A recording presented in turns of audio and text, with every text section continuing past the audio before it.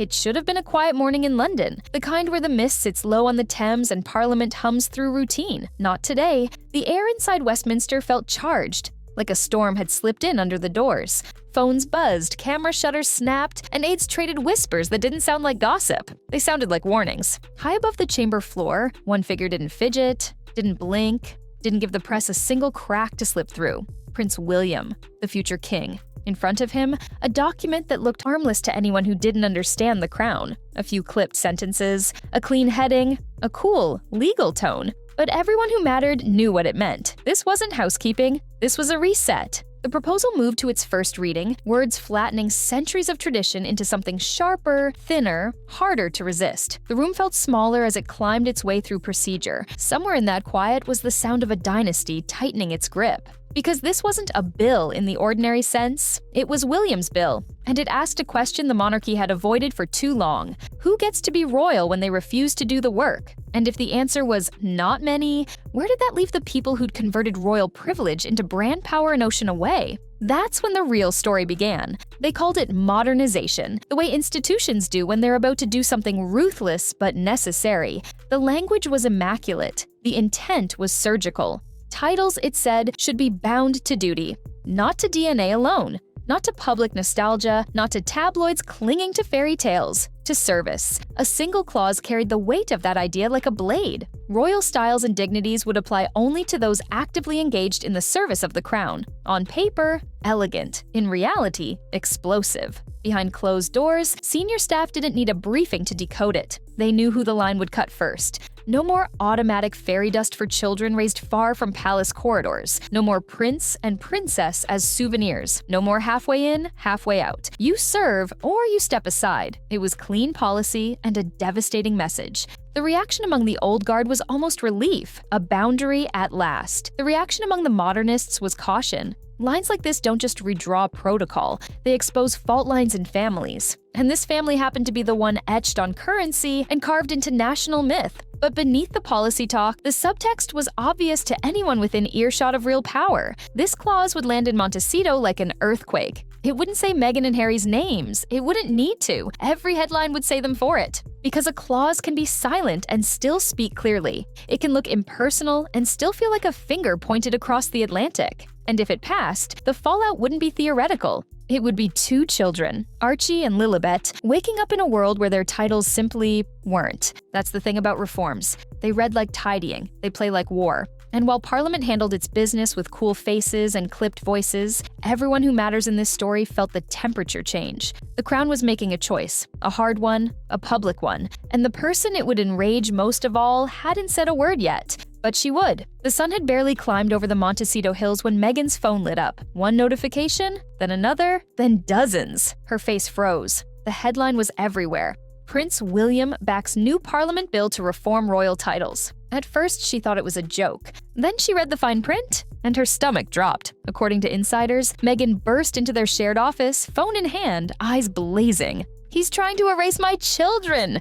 she shouted. Her voice, usually calm and measured, cracked with fury. Harry, still in sweats and half asleep, blinked at her in disbelief. He reread the article, again and again, as if it might change on the 10th try. But it didn't. The clause was clear. Titles tied to service, children of non-working royals excluded. It was like a slow-motion punch to the gut. All those years fighting for recognition, all those speeches about inclusion and legacy, gone in a few lines of legal text. Harry's face went pale. He'd always believed deep down that his brother would never cross that line, but William had, and now their children, Archie and Lilibet, were at the center of a royal earthquake. For Meghan, it wasn't just a loss of status. It was the destruction of the one thing that gave her children a bridge back to the monarchy she'd fought so hard to leave, but never really wanted to lose. And worse, it wasn't Charles behind it. Not the courtiers, not Parliament. It was William, the brother-in-law she believed had turned his back on her years ago. In that moment, it wasn't politics anymore. It was personal.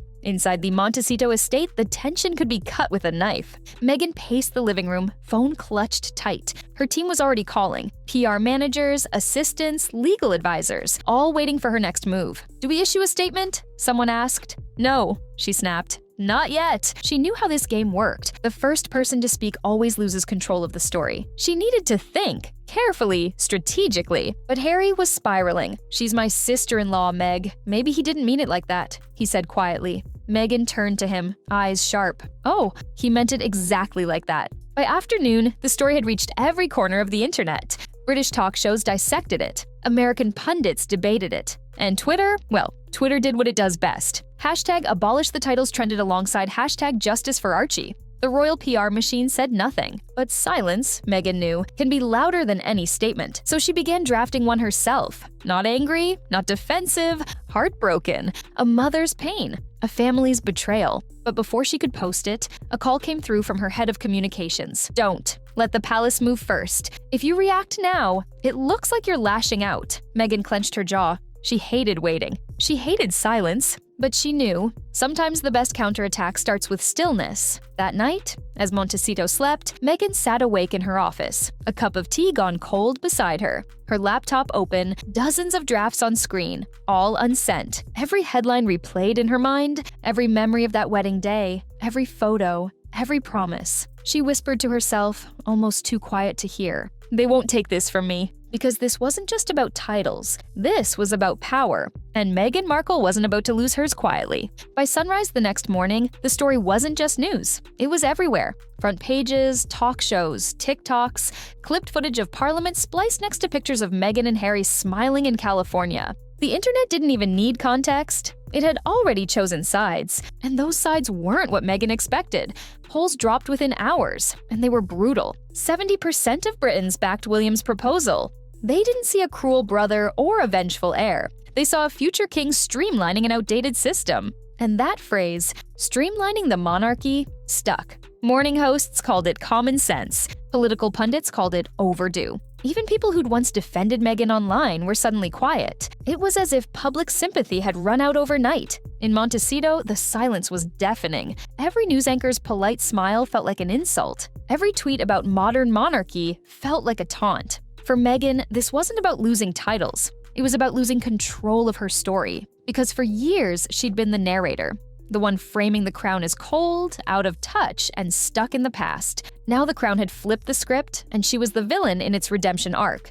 Her team knew it. Her PR chief sent a blunt text that morning. "We're losing the narrative." By noon, Montecito was buzzing like a command center. Drafts flew back and forth.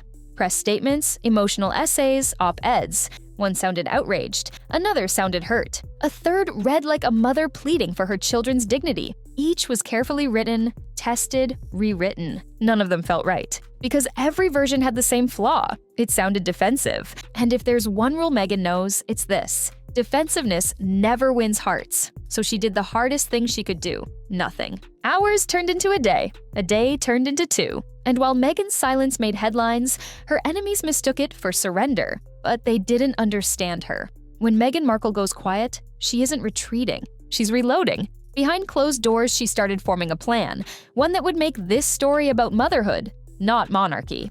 If the palace wanted to strip titles, fine. But she'd make sure the world saw it as a mother's heartbreak. It was strategy disguised as emotion, and Meghan was ready to play it perfectly. But before she could make her move, Parliament wasn't done, and William wasn't finished. Because the moment Meghan thought she had a chance to control the story again, another bombshell was about to drop. 2 days later, Montecito became a war room. Laptops open, phones buzzing, advisors talking over each other. Meghan sat at the head of the long glass table, not as a duchess, but as a strategist. She knew what she had to do. Turn pain into power. The plan? A sit-down special. A glossy American talk show exclusive titled, "A Mother's Fight, My Children's Royal Rights." It would be raw, emotional, unscripted, but carefully rehearsed. Her team mapped out every beat, the lighting, the tears, the pause before she said, "My children." It would melt hearts across the Atlantic and turn the monarchy into the villain once again. Meanwhile, across the ocean, William's team prepared their own strategy by doing absolutely nothing. No comment, no leak, no denial, just dignified silence. The order from Kensington Palace was clear. Let her speak. We will not engage. And that, more than any headline, made Meghan furious. Because silence isn't indifference.